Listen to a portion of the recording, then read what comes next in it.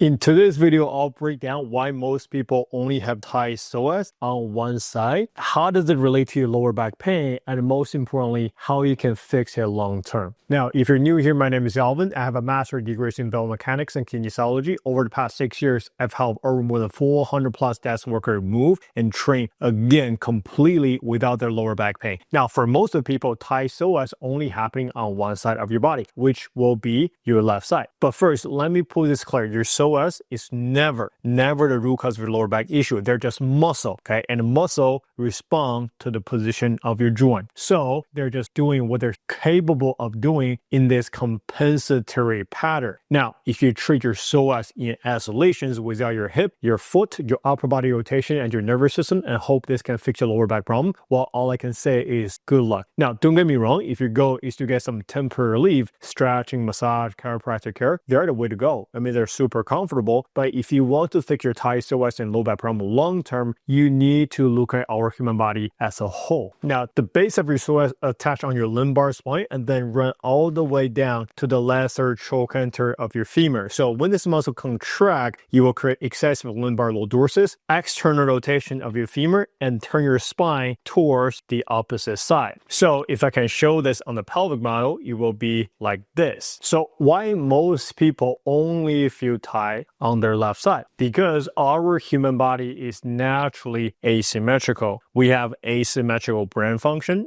asymmetrical diaphragm structures, and if you cut yourself literally in half, you're gonna weigh more on your right side of the body compared to your left. And also 80 to 90% people, they're right side dominant. That's why most people feel more comfortable to sleep and stand only on the right side. Now, because we weigh more on our right side of our body, and the majority of people that are right side dominant, our body have this tendency to shift over to our right hemisphere to bury more weight, which gave us a more externally rotated femur on the left and more internally rotated femur on the right side. Also, a lumbar spine that's actually rotated towards the right side as well, slightly. Now, remember, when we have this natural asymmetrical pattern, you will put our left psoas in this quote-unquote prime position to further facilitate this pattern and gain more leverage over time. And you can imagine why most people have their left lower back issues instead of right. And now you might be wondering, well, what if I have tight psoas muscle but on the right side as well? Now, that's usually because you're too far forward on both sides, all right? And your left side just a little bit more forward. So if you feel your right hip flexor tightness, the chances are you're way too forward on both sides. So your right side as well as your left side. But your right side just work overdrive to create a little more stabilization to hold your body to maintain that balance. So what should you do? Now, if you've been watching my content, I always talk about how to re-educate your body move correctly, how to communicate with your nervous system, how to communicate with your brain properly so you can move without limitation. And once you're moving better, you basically give your body no reason to hurt in the first place. Now, in this case, because both sides are way too far forward in space, we need to bring those back first on both sides to create more space. Now, I know some of you guys may think, sure, I'll just stretch it. Cool, we can 100% do that, but just to make sure that you're also manage your expectation as well for some temporary relief. Because remember, stretching is passive and you're not able to control your muscle after you get out of the stretching position. The purpose of this exercise is to recruit a little bit hamstring and bring your pelvis back to neutral.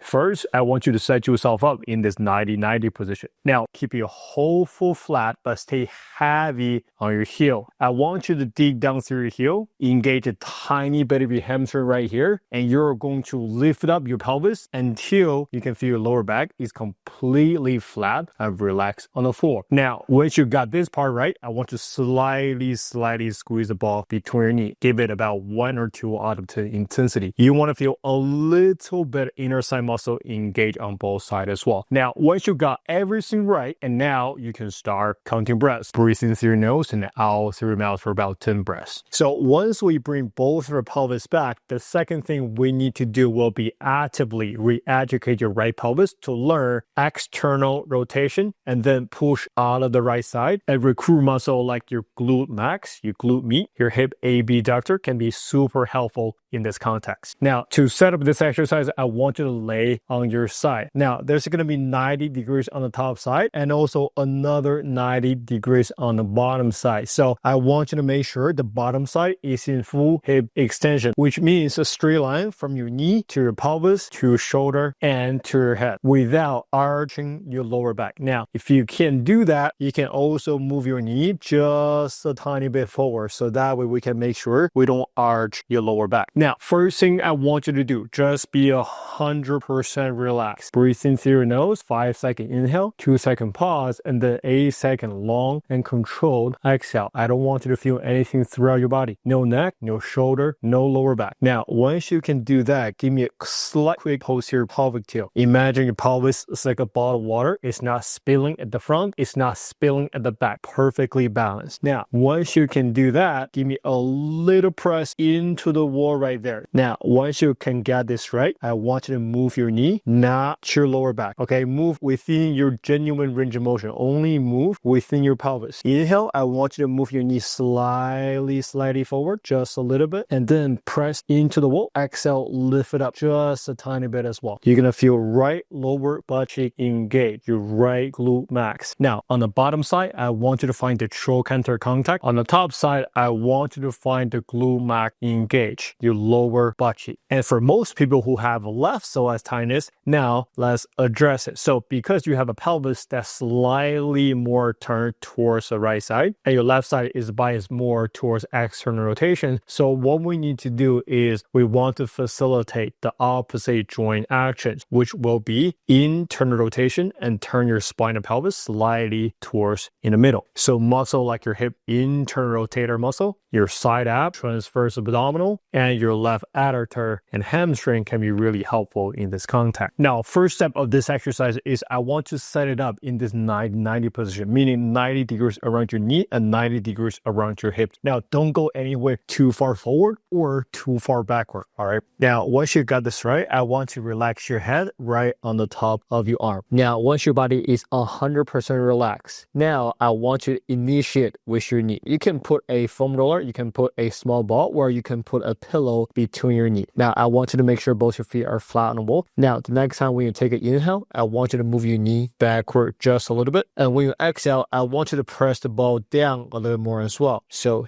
inhale, exhale. Now, once you got it there, I want you to hold it there. I don't want you to move forward again. What I want you to feel is your inner side muscle engaged on this side and a little bit glute on the top side as well. Now, you're going to pull it back to the point where you feel like if you go any further, your inner hip or your TFL muscle going to kick on. Now, we don't want to feel that whatsoever. So at that point, you know, you're pulling way too far back. So reset and do this one more time. So in summary, if you feel tight on both sides, you need to bring both sides back first, and then we can address the asymmetries. Typically, the left side need to learn how to get more internal rotation and bear more body weight. The right side need to learn the exact opposite, which will be get more external rotation and learn how to push off. Now, once you master this movement and you're able to get in and out of this position properly, your psoas can finally work without any compensation. This is why I always tell my client to start viewing this in the right sequence. Don't fall in the trap of the backward thinking. I don't want you to decompress or stretch out anything. I want you to move correctly. Use your muscle effectively. Produce force to the ground effectively so you can walk, you can move without feel tight, feel stiff, feel pain in the first place. Now, once you understand this, the process will be super easy. And now this is when the consistency comes in. If you're not even doing the right exercise, there's no point of staying consistent. All right, I hope you guys enjoyed this video. If you haven't already, make sure to subscribe. And if you're serious about fixing your imbalance, your movement pattern, so you can have the highest chance of moving pain-free again, you can book a call, link down below, and let's talk. All right, guys, that's it for the video. I hope you guys enjoy. I'll see you guys in next time. Peace.